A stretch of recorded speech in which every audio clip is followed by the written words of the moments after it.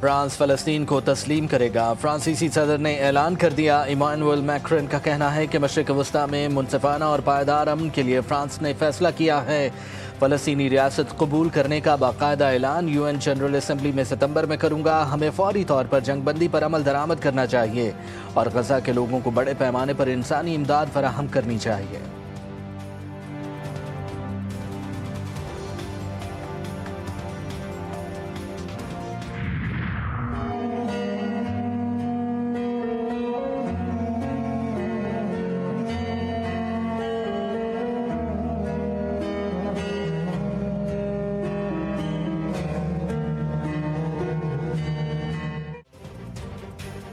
غزہ میں بارود کے بعد بھوک بھی قیامت ڈھانے لگی۔ بھوکے متاثرین ایک مٹھی آٹے کے لیے موت کے منہ میں جانے پر مجبور۔ بھوک سے بلکتے ننھے بچوں کو دودھ میسر نہ ہی ایک گھونٹ پانی۔ کئی دن کچھ کھائے پیے بغیر بچوں کے جسم سوکھ کر کانٹا ہو گئے۔ قحط زدہ مزید 2 فلسطینی زندگی کی بازی ہار گئے۔ 9 فلسطینی امداد کی تلاش میں گولیوں کی بھینٹ چڑھ گئے۔ مصر کی رفح کراسنگ کی بندش۔ مصری شہری کی غزہ کے لیے خوراک پہنچانے کی کوشش۔ بوتلوں میں خوراک بھر کر سمندر میں پھینکنے لگا۔ مصری شہری نے انسانیت کا حق ادا کر دیا۔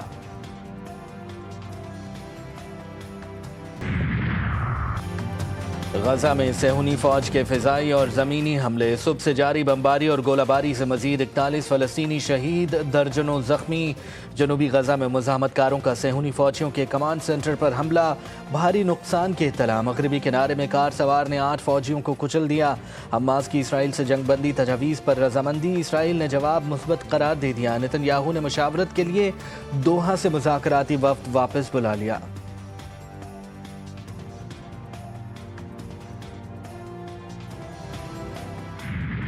Partnership with the United Nations must be strengthened, deepened, and further institutionalized. Whether in championing the right of the Palestinian people for freedom and statehood, in advancing for the rights of the people of Jammu and Kashmir for self-determination, and end to the prolonged illegally occupation by India, or in supporting peace efforts across Libya. انسانی بحران سے نمٹنے کے لیے OIC اور اقوام متحدہ کا تعاون اہم ہے۔ چیلنجز سے نمٹنے کے لیے عالمی تعاون ناگزیر ہے۔ نائب وزیر اعظم اسحاق ڈار کہتے ہیں کہ مقبوضہ جموں کشمیر کے مظلوم عوام کو حق خود ارادیت دینا ہوگا۔ OIC اور اقوام متحدہ کے درمیان تعاون کو مزید فعال کرنے کی ضرورت ہے۔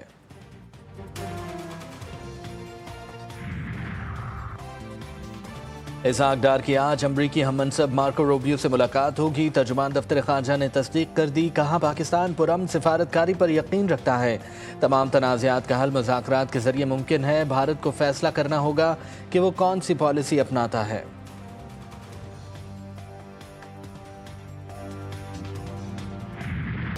اب یہ فیصلہ ہوا ہے یہاں پر آج کہ ہم بیٹھیں گے اور ہم فیڈرل گورنمنٹ کو باقاعدہ طور پہ یہاں سے بتا رہے ہیں کہ آپ ہمارے ساتھ بیٹھے اس کے اوپر، تو بارڈر آپ کی ذمہ داری ہے۔ آپ بارڈر پہ جائیں، اپنی فورسز بارڈر پہ لگائیں جو آپ کے نیچے ہیں، اور جو نیچے کا علاقہ ہے وہ ہماری حکومت کی ذمہ داری ہے، ایڈمنسٹریشن کی ذمہ داری ہے، صوبائی حکومت کی ذمہ داری ہے۔ بارڈر ایریا کو آپ کور کر لیں، یہ بھی آپ کی بڑی مہربانی ہوگی۔ صوبے میں کسی بھی قسم کے آپریشن کی اجازت نہیں دی جائے گی۔ دہشت گردوں کے خلاف ڈرون کا استعمال بھی نہیں ہوگا۔ وزیر اعلیٰ علی امین گنڈاپور کہتے ہیں کہ بارڈر ایریاز کی ذمہ داری وفاقی حکومت کی ہے اور اس حوالے سے تمام ادارے اپنی حدود میں رہ کر کام کریں۔ اپیل کرتے ہیں ہم سے کیے گئے وعدے پورے کیے جائیں گے۔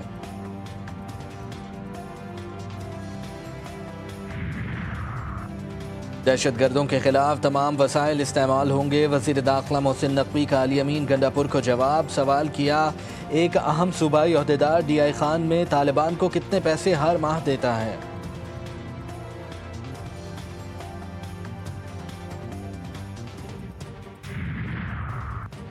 وزیر اعظم سے مولانا فضل الرحمان کی ملاقات۔ ضم اضلاع کے قبائلی عمائدین بھی شریک تھے۔ ملک کی مجموعی سیاسی صورتحال پر تبادلہ خیال۔ شہباز شریف نے کہا کہ ضم شدہ اضلاع میں امن و امان کا قیام ترجیح ہے۔ بجٹ میں ضم شدہ اضلاع کے لیے خطیر رقم رکھی ہے۔ ضم اضلاع کی معاشی ترقی، فلاح و بہبود کے لیے وفاقی حکومت ہر ممکن اقدامات اٹھا رہی ہے۔ پاکستان کو امن کا گہوارہ بنانے کے لیے تمام مکاتب فکر کے اکابرین کو مل کر اپنا کردار ادا کرنا ہوگا۔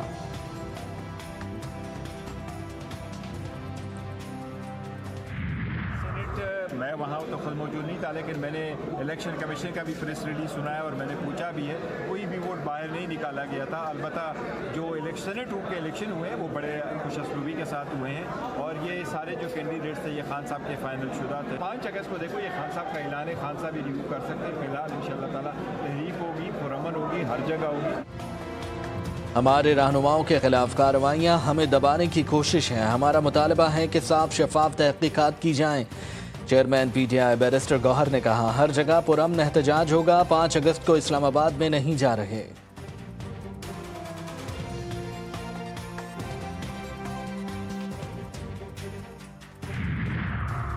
شاہ محمود قریشی کو پارٹی سربراہی دیے جانے کی خبریں مسترد۔ پی ٹی آئی کے سیکرٹری جنرل سلمان اکرم راجہ کہتے ہیں کہ پارٹی کے لیڈر بانی پی ٹی آئی ہیں، شاہ محمود قریشی نہیں۔ یہ غلط بات اور مفروضہ ہے کہ شاہ محمود پارٹی کو لیڈ کرنے جا رہے ہیں، شاہ محمود کا عہدہ قائم ہے۔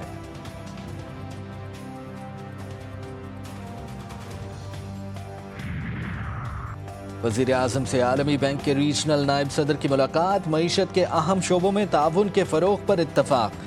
وزیر اعظم نے سندھ طاس معاہدے جیسے اہم بین الاقوامی معاہدوں کو نقصان پہنچانے کے بھارت کے یک طرفہ اور غیر قانونی اقدامات کی روشنی میں پاکستان کے جائز موقف کے لیے عالمی بینک کی اصولی حمایت کو سراہا۔ کہا پاکستان تمام مسائل کو بات چیت کے ذریعے حل کرنے کے لیے پرعزم ہے۔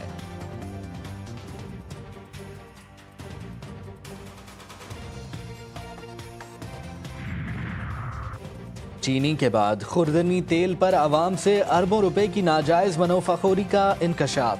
عالمی مارکیٹ میں خوردنی تیل سستا، عوام سے فی لیٹر 150 روپے کی اضافی وصولی۔ عالمی مارکیٹ میں دسمبر 2024 سے خوردنی تیل 24% سستا ہوا۔ وزارت صنعت و پیداوار نے قیمتوں میں کمی کے لیے ECC سے رجوع کر لیا۔ مستونگ میں سیکیورٹی فورسز کا آپریشن، بھارتی حمایت یافتہ 3 دہشت گرد ہلاک۔ ISPR کے مطابق فائرنگ کے تبادلے میں میجر زیاد سلیم اور سپاہی ناظم حسین شہید۔ سیکیورٹی فورسز ملک سے دہشت گردی کے خاتمے کے لیے پرعزم ہیں۔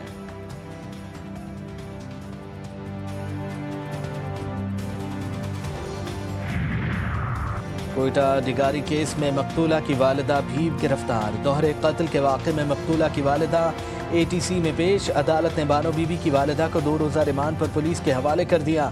GTV نیوز نے مقتولین کے شناختی کارڈز اور بچوں کا بے فارم حاصل کر لیا۔ بے فارم میں مقتولہ کے 5 بچوں کے نام درج ہیں۔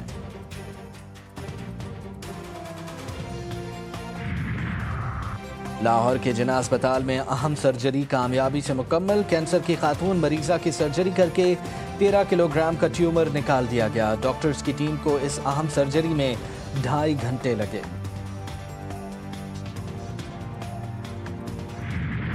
گلگت میں سیلاب سے ہر طرف تباہی کی داستان، بابو سر ٹاپ پر سیلاب میں بہہ جانے والے 3 سالہ بچے کی لاش مل گئی۔ ڈاکٹر مشال فاطمہ کے بیٹے عبدالہادی کی لاش 3 روز بعد ملی۔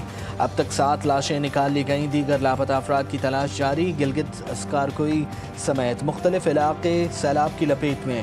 تتاپانی کے مقام پر لینڈ سلائیڈنگ، پل بہہ گئے، زمینی رابطے منقطع، مواصلاتی نظام بھی درہم برہم۔ خراب موسم کی وجہ سے سرچ اور ریلیف آپریشن میں مشکلات، ہیوی مشینری کے ساتھ شاہراہوں کو بحال کرنے کا کام جاری۔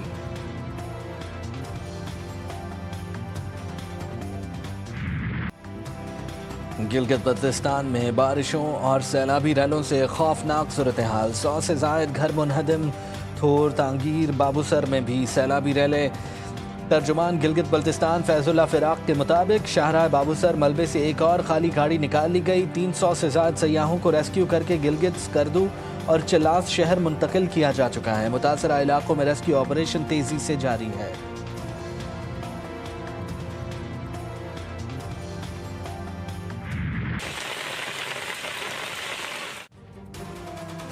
مونسون کی طوفانی بارشیں مزید 8 افراد کی جان لے گئیں۔ ملک بھر میں اب تک مجموعی طور پر 260 افراد جاں بحق، 617 زخمی ہو چکے۔ لاہور، حافظ آباد، چنیوٹ اور چکوال میں برسات، ہر طرف پانی ہی پانی، سڑکوں اور گلیاں تالاب کا منظر پیش کرنے لگیں۔ پانی گھروں میں داخل، پنجاب اور KPK میں مزید بارش کی پیش گوئی، درخت گرنے، بجلی کی بندش اور عمارتوں کے نقصان کا خدشہ، NDMA نے خبردار کر دیا۔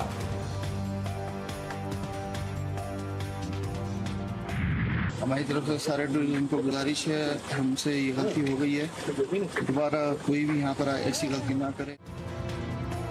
ہنزا کی دیواروں کو گندا کرنا سیاح کو مہنگا پڑ گیا۔ پولیس اور مقامی افراد نے سیاح سے دیوار صاف کروائی، سیاح سے عوام کے سامنے معافی منگوائی گئی۔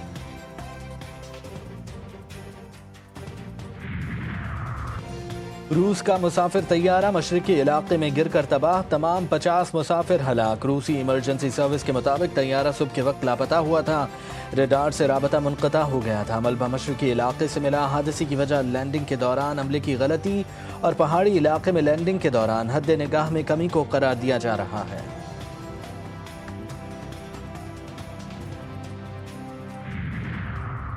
تھائی لینڈ اور کمبوڈیا کے درمیان سرحدی جھڑپیں، توپ خانے سے گولہ باری اور فوجی اہداف پر فضائی حملے، جھڑپوں میں 12 افراد، درجنوں زخمی، دونوں فریقین کا لڑائی شروع کرنے کا الزام۔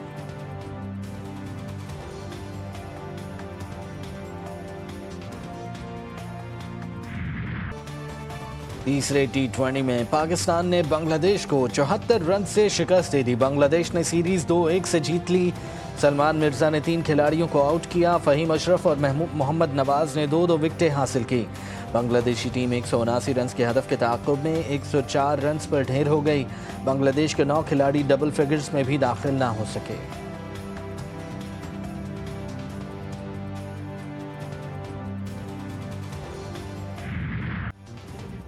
ایشین کرکٹ کونسل کا سالانہ اجلاس کامیابی سے مکمل، تمام 25 رکن ممالک کی شرکت سے بھارتی ایجنڈا ناکام۔ کرکٹ کو ایشین گیمز 2026 میں شامل کرنے کی منظوری بھی دے دی۔ ذرائع کے مطابق ایشیا کپ کے بارے میں بھارتی بورڈ کچھ دن میں بتائے گا، 6 کے بجائے 8 ٹیموں کی شرکت کا امکان ہے۔